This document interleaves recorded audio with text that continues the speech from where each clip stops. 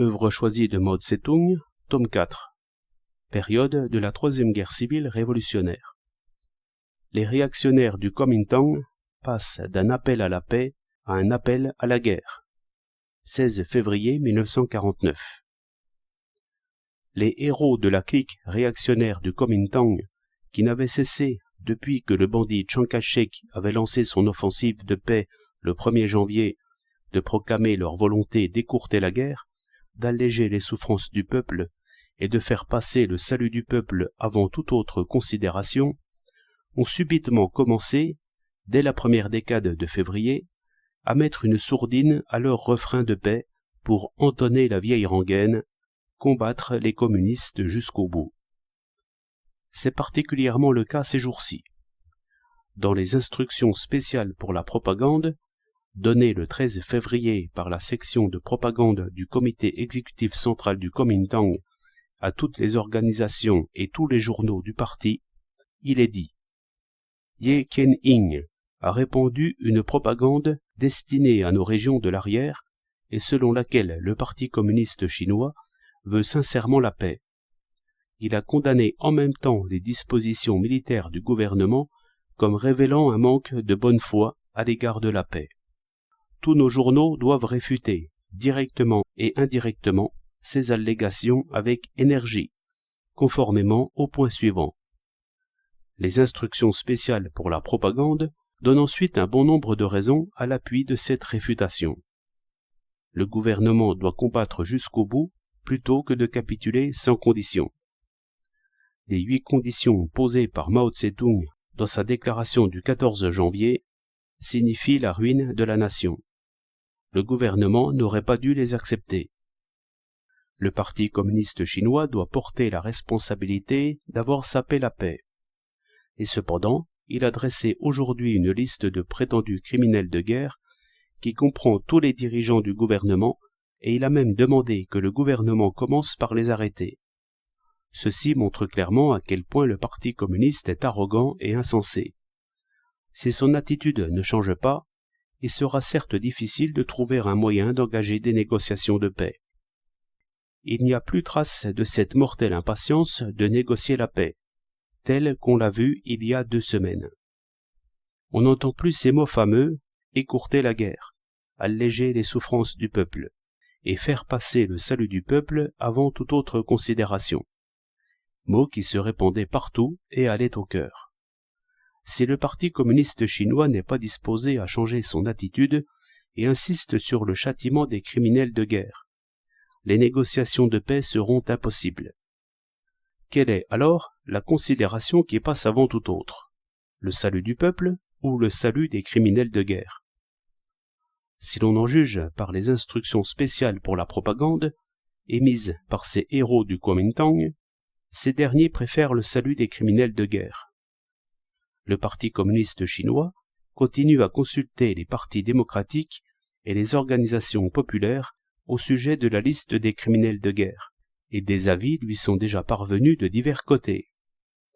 Aucun des avis reçus jusqu'ici n'est pour la liste proposée le 25 décembre dernier par une personne autorisée du Parti communiste chinois.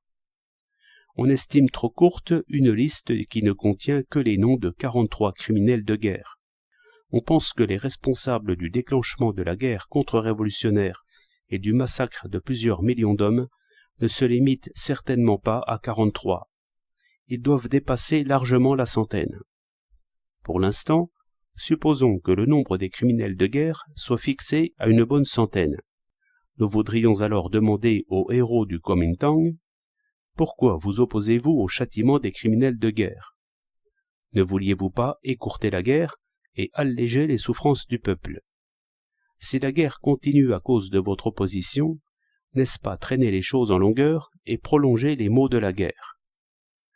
Traîner les choses en longueur et prolonger les maux de la guerre, telle était l'accusation même que vous portiez contre le Parti communiste chinois dans la déclaration faite sous le nom du porte-parole du gouvernement de Nankin le 26 janvier 1949.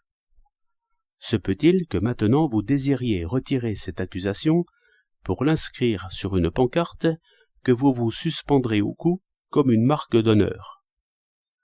Vous êtes des hommes pleins de miséricorde, qui font passer le salut du peuple avant toute autre considération. Alors pourquoi changez-vous subitement d'attitude en faisant passer avant toute autre considération le salut des criminels de guerre? D'après les statistiques de votre ministère de l'Intérieur, la population de la Chine n'est plus de 450 millions, mais de 475 millions. Comparez ce chiffre et celui d'une bonne centaine de criminels de guerre, lequel des deux, après tout, est le plus grand. Vous autres héros, vous avez appris l'arithmétique. Donnez-vous la peine de bien calculer selon votre manuel avant de tirer votre conclusion. Si, sans avoir bien fait ce calcul, vous changez précipitamment votre formule primitive « faire passer le salut du peuple avant toute autre considération », formule excellente que nous acceptons comme le fait le peuple tout entier, en la formule « faire passer avant toute autre considération le salut d'une bonne centaine de criminels de guerre », alors prenez garde, vous ne pourrez certainement pas vous maintenir. Après avoir lancé leur appel à la paix pendant plusieurs semaines, ces individus qui n'ont cessé de répéter qu'il fallait faire passer le salut du peuple avant toute autre considération, ne lancent plus maintenant un appel à la paix, mais lancent un appel à la guerre. Les irréductibles du Kuomintang ont justement ceci de malheureux qu'ils s'opposent obstinément au peuple, qu'ils le foulent aux pieds et l'isolent ainsi sur le pinacle d'une pagode, et qu'ils ne se repentiront pas, même à leur dernière heure. Large masse du peuple du bassin du Yangtze et du Sud. Vous tous, ouvriers, paysans, intellectuels, petite bourgeoisie urbaine, bourgeoisie nationale, hobereaux éclairés et membres du Kuomintang qui avez une conscience, veuillez écouter ceci. Les jours sont comptés pour les irréductibles du Kuomintang qui vous ont foulé aux pieds. Nous sommes du même côté, vous et nous. Cette poignée d'irréductibles vont bientôt tomber de leur pinacle, et une Chine populaire va naître.